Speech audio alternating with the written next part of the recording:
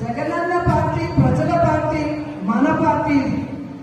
ఎందుకు నేను ఇంతగా చెప్తున్నానంటే ఈరోజు జగనన్న అనుకున్నవన్నీ సాధించాడు.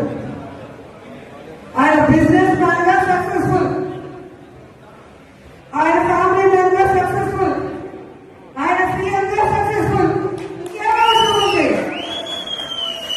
కానీ రాష్ట్రంలో కూటమి ప్రభుత్వం వచ్చిన తర్వాత వాళ్ళు చేస్తున్న అరాచకాలు, విధ్వంసాలు చూసి మనని నమ్మిన కార్యకర్తలు మనం కాపాడుకోవాలి, మన కోట్లేసిన ప్రజలకు మనం అండగా నిలబడాలన్న చిత్తశుద్ధితో ఆ రోజు నుంచి ఈ రోజు వరకు పని చేసుకుంటూనే వెళ్తున్నారు. అలాంటి వ్యక్తి కోసం మనం పరిచయంగా ఉంటాం. మరి ఎవడో కేసు పెడతాడని ఒకడు, ఎవడో జైల్లో పెడతాడని ఒకడు ఉద్యోగం తీసేస్తాడని ఒకడు ఇలా భయపెడుతూ మనని ఇంట్లో కూర్చోబెట్టాలనుకుంటున్నా కూటమి ప్రభుత్వానికి మనం చెప్పాల్సింది ఒకటే, నువ్వు కేసు పెడతావా పెట్టా, జైల్లో పెట్టా,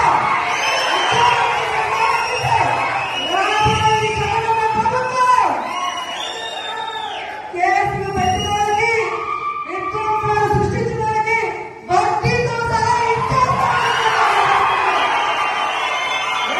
ఉద్యోగాలు పోయిన వాళ్ళందరికీ కూడా గుడ్ బుక్ లో పేర్లు వేసి వాళ్ళకు ఉద్యోగాలు వస్తాయి. ఎవరైతే ప్రభుత్వంలో ఇబ్బంది పడ్డారో ఆ ఇబ్బందుల నుంచి వాళ్ళకి బయటపడేసి వాళ్ళకి ఫస్ట్ ప్రయారిటీ ఇస్తామని కూడా ఈ సందర్భంగా తెలియజేసుకుంటున్నాం. ఇప్పటికే జగన్మోహన్ రెడ్డి గారు ప్రకటించిన విధంగా రైతులకి అండగా రాష్ట్ర వ్యాప్తంగా మొన్ననే పోరాటం జరిగింది. రేపు ఈ విద్యుత్ బిల్లుల పెంపు మీద రాష్ట్ర వ్యాప్తంగా నియోజకాల వారీగా ఉద్యమం జరుగుతుంది. అందరూ కూడా వచ్చి ఆ ఉద్యమంలో పాల్గొనాలి అని కూడా ఈ సందర్భంగా తెలియజేసుకుంటున్నారు. అలాగే జనవరి 3వ తేదీ విద్యార్థుల కోసం ఫీజు రీయింబర్స్మెంట్ కోసం జగనన్న పిలుపునిచ్చాడు. అందులో కూడా మనం అందరం పాల్గొనాలి, ఈ ప్రభుత్వానికి బుద్ధి చెప్పాలని కూడా ఈ సందర్భంగా తెలియజేసుకుంటున్నాను. ఎందుకంటే మనం సైలెంట్ గా ఉంటే పచ్చ ఛానల్లో అబద్ధాలు చెప్పడం తప్ప ఇంకోటి చేయదు. ప్రజలు ఎలా ఇబ్బంది పడుతున్నారు, విద్యార్థులు ఎలా మోసపోయారు, మహిళలు ఎలా కన్నీళ్లు పెడుతున్నారో రాష్ట్రం అంతా తెలియాలి.